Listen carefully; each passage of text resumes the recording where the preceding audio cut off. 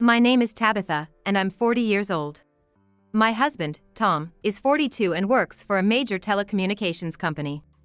We've been married for 15 years. We haven't been blessed with children, but we enjoy our time together as a couple. Yet, Tom has had a mistress, Anna, for the past 10 years. What the heck? What are you doing?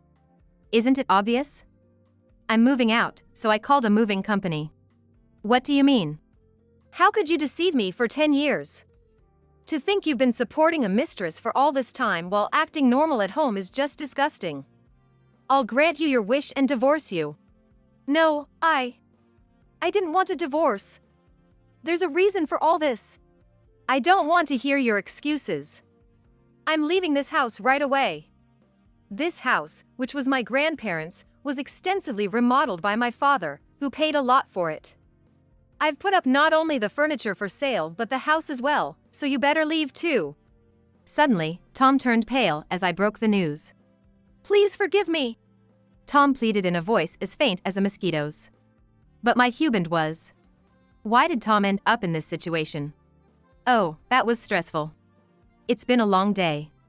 This was the conversation with Julie as we were leaving on our first day at the major telecommunications company, having been assigned to the same department. Isn't our trainer, Tom, kind of scary? I heard that Ivan is highly regarded for the future. A man who's competent at his job is attractive, isn't it? At that time, I had no interest in Tom whatsoever. So, you and Ivan, along with Tabitha, are going on an overseas business trip, right?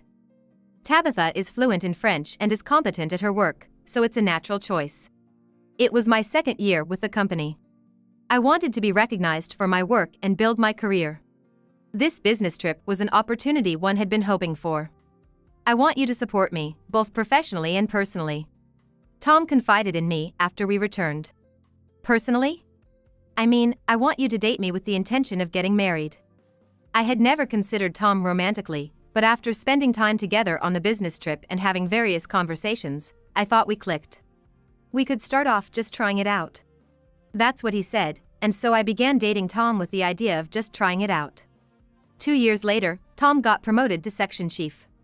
He was thriving at work, saying it was incredibly fulfilling. I aim to reach the top of this company. For that, I need a great partner. I want Tabitha to support me from behind. In other words, I want you to marry me. It was a sudden proposal from Tom. Does that mean you want me to quit my job? I get it, I get what you're saying, Tabitha. You're talented and the company needs you. That's exactly why I want you to make me shine. It's about marriage and producing. I didn't quite understand, but essentially, he wanted me to quit my job and take care of the home. I was torn. What? Why is it assumed Tabitha has to quit? If we change departments, there's no need for you to leave. It's only been 4 years since you joined, right? There's still so much ahead. You are definitely the type to become a career woman. There are plenty of people who can replace me at work, right? But I'm the only one who can be Tom's wife, I think. Don't you think you can balance both work and household chores? I'm not that capable. That's why I'm thinking of focusing on the family first and then maybe returning to work in the future. If we're blessed with 2 or 3 kids, I want to commit to raising them. I hate doing things halfway. When did you fall for Tom so much, Tabitha? When it's just the 2 of us, he's not the scary Tom from the company. Making Tabitha so determined, he must be quite something. And so, Tom and I got married. I was 26, and Tom was 28 at the time. Hey Tom, we've been married for 2 years now, right? But we haven't been able to have a baby. Is something wrong, do you think? Should we try fertility treatments? Tabitha, you're overthinking it. It's not unusual to not have a child after 2 years.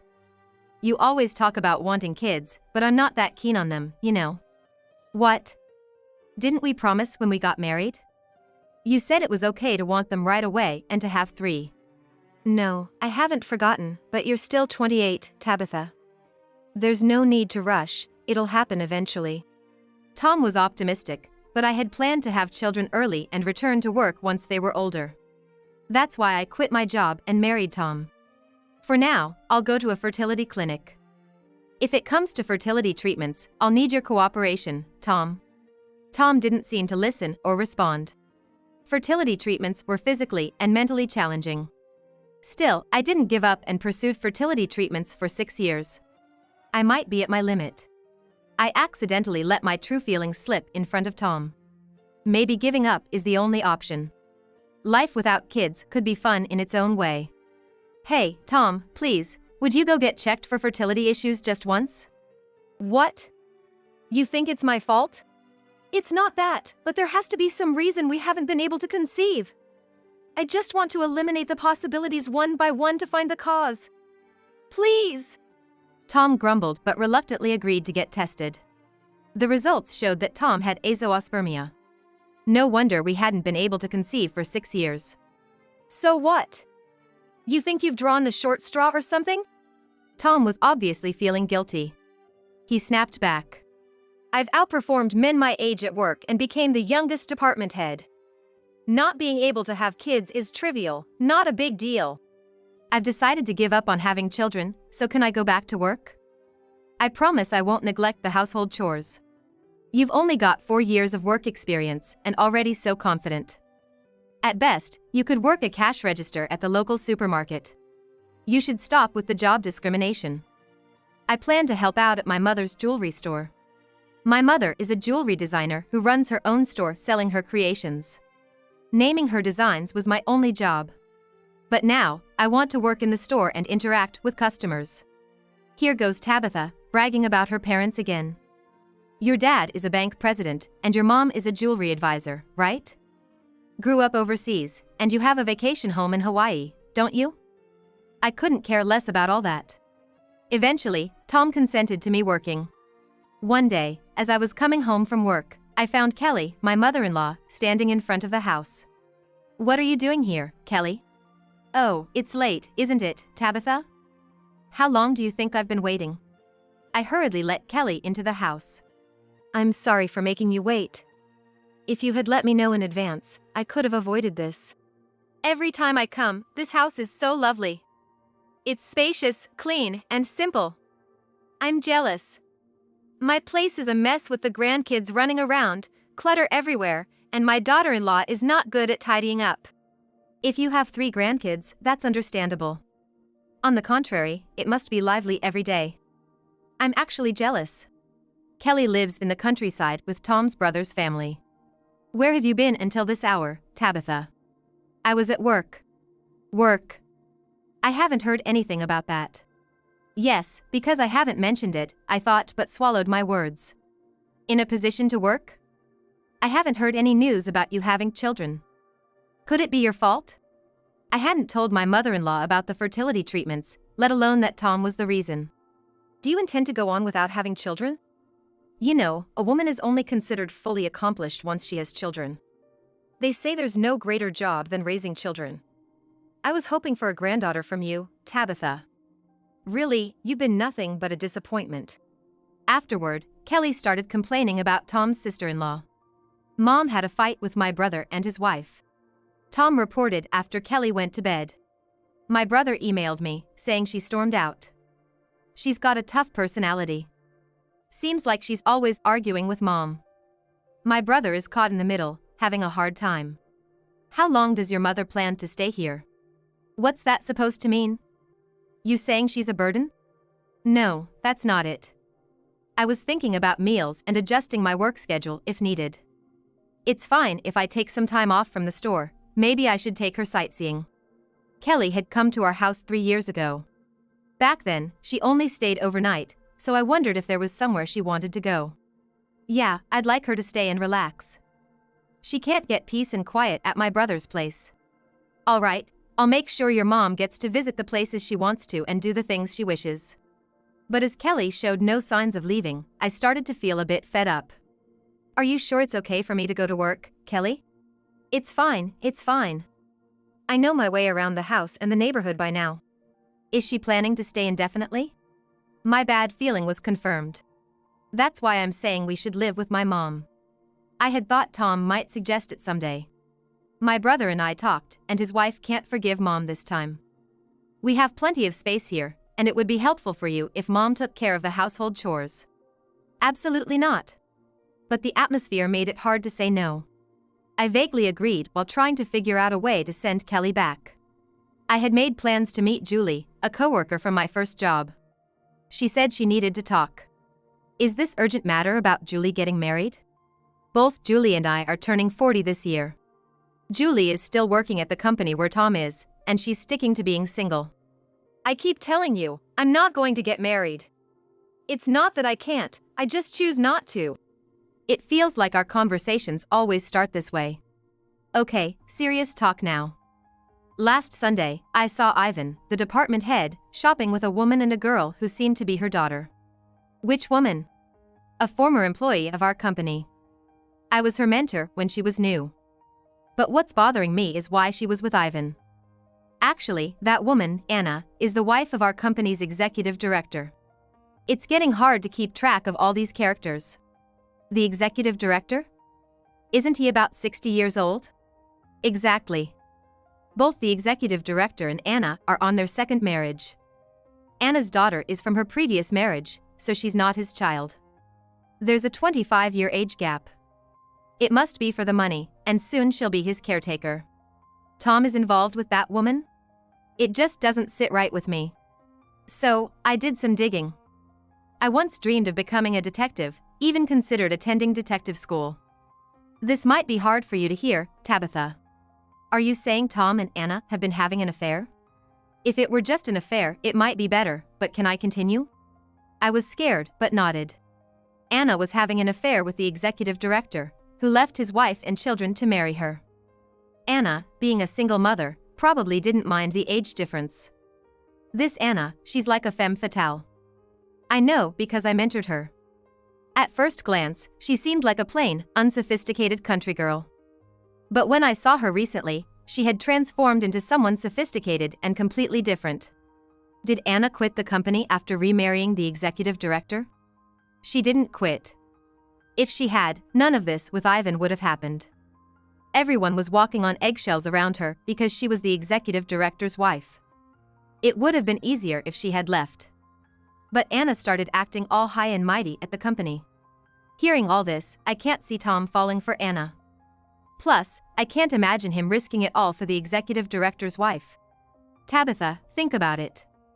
Why do you think Ivan became a department head at such a young age? You're not suggesting he cozied up to Anna to get in good with the executive director? I had never thought of him as someone who'd stoop so low, but Tom's ambition was undeniable. Otherwise, there's no reason for Ivan to have an affair with Anna, right? But here's what I don't get.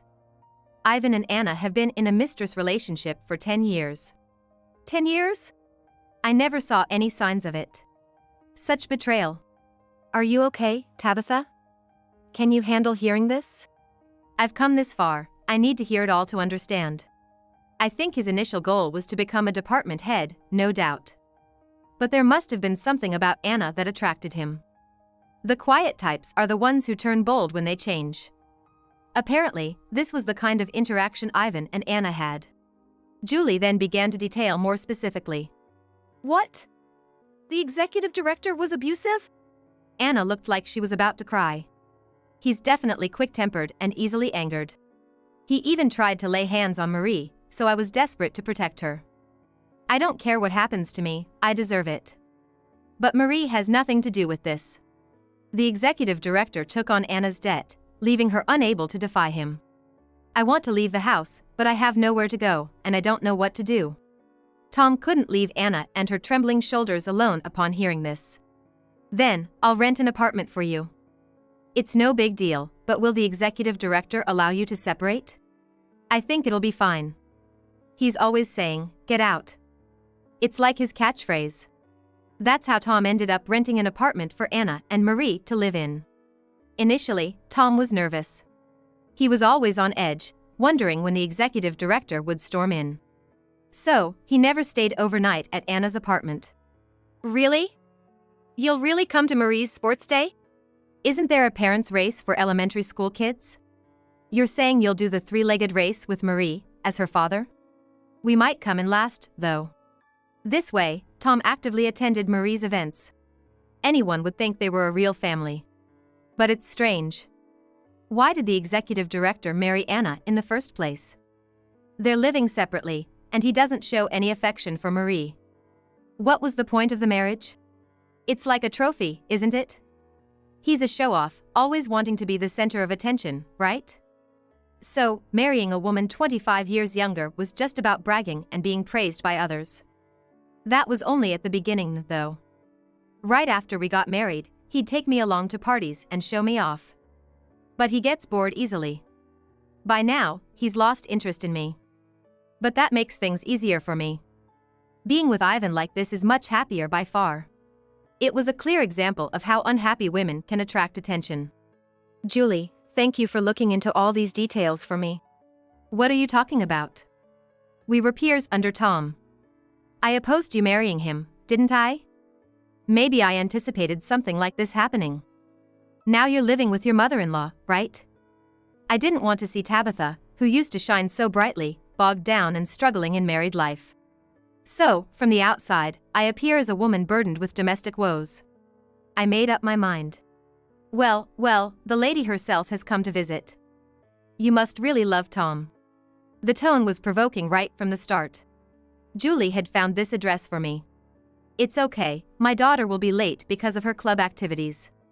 The apartment Tom rented was modest. A department head like Tom couldn't afford anything more extravagant. It's fine, I'm open to talking about anything now. I just came to confirm. Do you plan to be with Ivan in the future? If so, I think I need to settle things.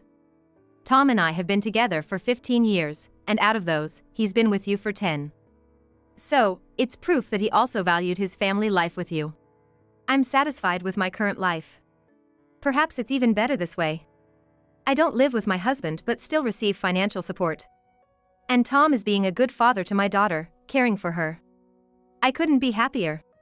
Do you receive financial support from Tom? Yes, because the money from my husband alone isn't enough.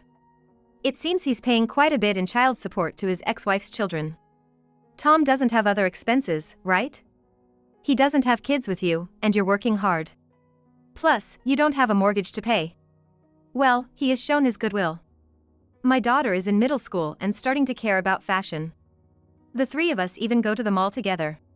Despite my dilemma of not being able to have children, I can't accept Tom doting on his mistress's daughter. So, you have no intention of leaving Tom? What do you think? Well, I can't leave my husband, so I don't think marrying Ivan will happen, even though he's willing. You are not homely, and he always says he doesn't want to go home, right? He says you're cold to his mother too. The type of wife that mothers-in-law dislike. The whole I'm a capable woman vibe. Ivan actually doesn't want you to work. He regrets the marriage, wondering what it was all for. At least, I'm repaying Ivan. I subtly asked my husband, and he promoted Tom to department head. And though there's no blood relation, I've given him the experience of being a father to a daughter. Something you could never do. I know Tom is infertile, don't worry. He even considered adoption. She's telling all this to such a mistress. Such private and sensitive matters being discussed so openly. I couldn't even talk to Julie about it.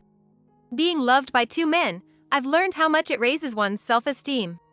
That reminded me of what Julie said about her starting off as a quiet and unpolished woman. She must have significantly upgraded her looks with the executive and Tom's money. Finding happiness with someone else's money is fine by me, even if it means getting plastic surgery. But I want to remain an independent woman, just in case.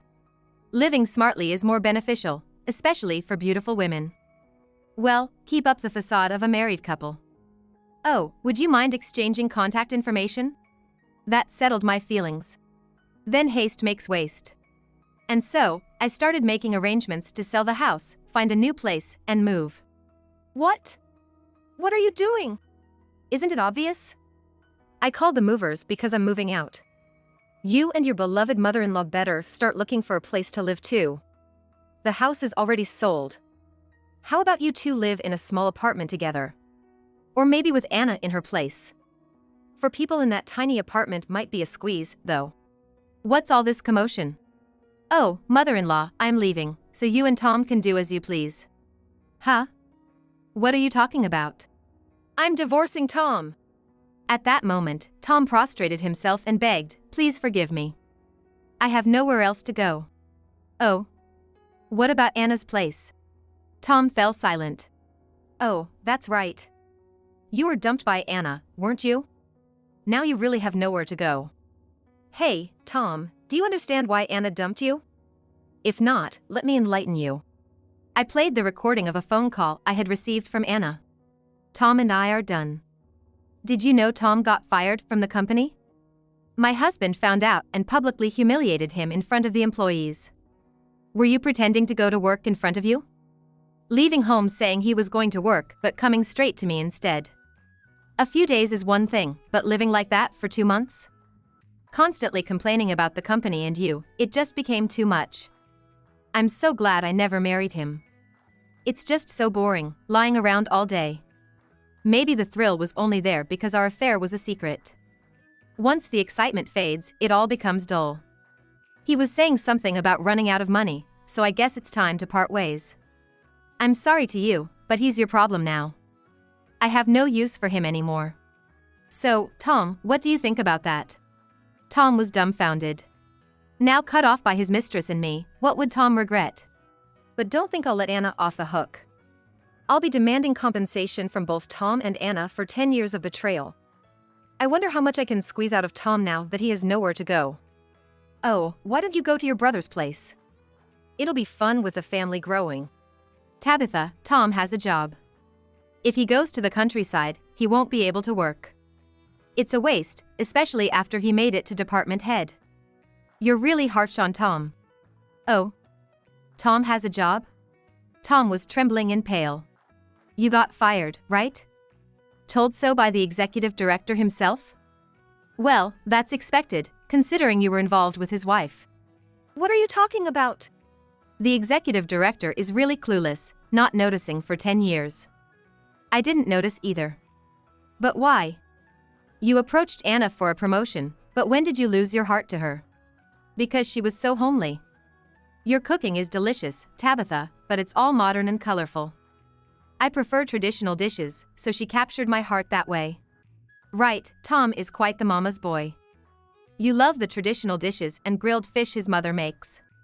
How much did this house sell for? We've lived here for 15 years, but it's still pretty clean since we don't have kids. Oh, by the way, mother-in-law, the reason we don't have kids is because of Tom. He's infertile.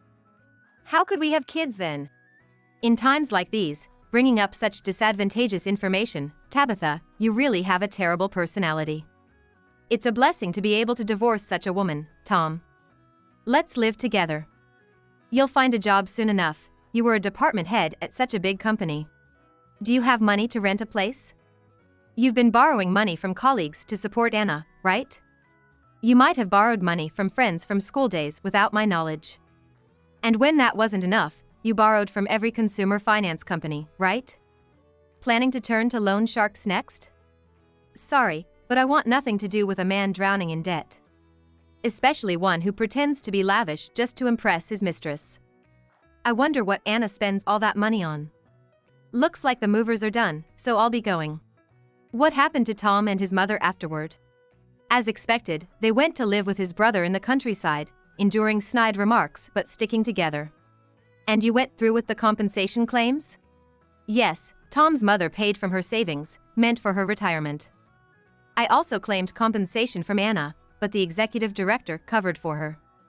It's frustrating that I couldn't make Anna feel the impact. Huh? Haven't you heard? It seems Anna started dating her daughter's tutor, but it was a misunderstanding. What do you mean? It was all one-sided love from Anna. Well, of course, the guy is a college student. She ended up stalking him, and the police issued a restraining order. Even the executive director is fed up and planning to divorce her. He gave money to you because he sympathized with you, thinking you suffered the same way he did. It would be so satisfying if Anna got dumped by the executive director. Is Tom still living at his brother's place? It seems he moved out because it was too cramped. It's hard to find a job in the countryside. Not that I'm praising him, but he's competent, so he should be able to make a living with his experience. No, you've got it all wrong. Tom is swamped with debt repayments because he borrowed money from everywhere. He started working a construction job with lodging, but it mentally and physically drained him, and he ended up going away. An elite like Tom doing construction work is just impossible. I'm done with it. I'm going to live positively. My mother entrusted me with her jewelry store, so I have to make it thrive even more. That's the Tabitha you should be. You shine when you're working. True to those words, I am living a fulfilling and vibrant life.